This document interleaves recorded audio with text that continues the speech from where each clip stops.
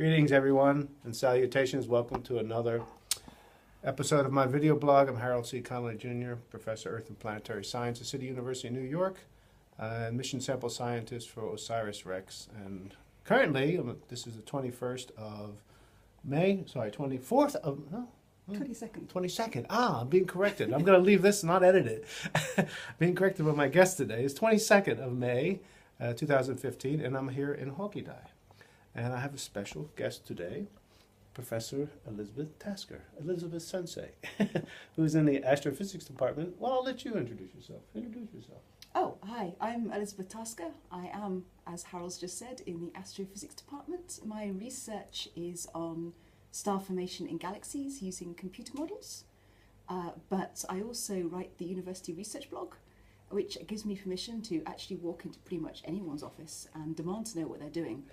And amazingly enough, they tend to put up with this, which has been fantastic. Yes, well, it's a great thing you do, actually. The writing is really wonderful. I'll put a link up for her blog and for the university's blog, because you have your own blog as well. And a great passion you have for capturing so many different elements of different stories. I say, you really have a wonderful insight to it. Thank you. So Elizabeth has also been interviewing Shogo Tachibana and myself for a piece that she's just finishing for the University Research blog. And maybe sometime in the future, something else. Stay tuned to see what happens with that. But I have a question for you. I just wanted a quick sort of overview. You have been listening to Shogo and I talk now for often over 2 months. We've had lunches together, and we've also had some dinners.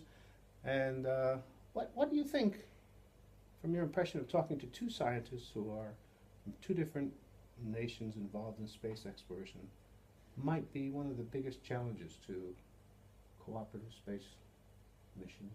So I should say up front, I got no warning about this question. You did not. But I'm just curious what your gut instinct is, if you don't mind sharing. I think one of the biggest revelations that actually came from you guys discussing this issue was when Shogo said, JAXA runs as a family. Like, people tend to have jobs outside the space mission. And so his position at Hokkaido, for instance, the work he does here is what brings in his grant money. And then outside that, he then does work for Hayabusa 2. Whereas the OSIRIS-REx mission and NASA, probably due simply to its size, has to run as a corporation. Yeah, that's a very good point, actually. Yeah, I think, it's difficult for people to appreciate, unless you live somewhere, people's lives. And everyday life. Shogo, for example, will get on an airplane at 8 o'clock in the morning and fly to Tokyo to go to JAXA, get on a bus, go to JAXA, have his meetings, then fly home again, and all that comes out of his research budget. The JAXA doesn't pay for it. For me, for example, if I have to go to Mission Center in Tucson, that's all covered by the contract, by the NASA money. So there's a huge difference in how they arrange their finances for missions. That's right, that's a good point. And for me, for example, if I can buy off some of my teaching duties, so I don't have to teach as many courses in a semester thanks to funding of the mission, which I need to do, otherwise I wouldn't be able to get done the work I have. Here, however, they maintain their full load, teaching load, and in the evenings, they work until 1 o'clock in the morning. Oh, that's a great insight. Okay, I appreciate you sharing it. That's a really important point.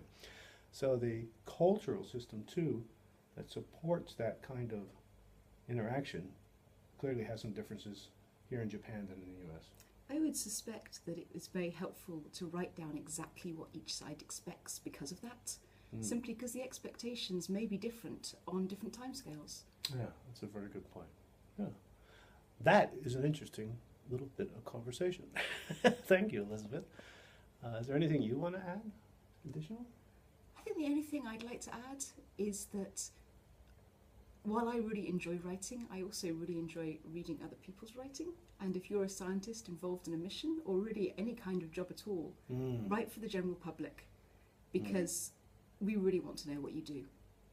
Yeah, that's a great point. Elizabeth and I have had many discussions about both of our passions for communicating science, and I think it's really important, no matter where you are in the world. Certainly in the U.S. right now, there's lots of issues going on with Congress and changing the president's budget, and in part, I think some aspects of the problem are related to the fact that scientists don't generally communicate what they do to people very well outside of their discipline. So, important point. And Elizabeth, I want to thank you so much for helping make my stay here so wonderful. It's been really great. Well, it's been so, great having so you visit. many discussions and fun times. Yes, so thank you so much. And we'll keep in touch through social media and through email. And I'll be back. Yay. Excellent. Thank you so Can't wait. much. Okay, everyone. Signing off. Bye. Bye.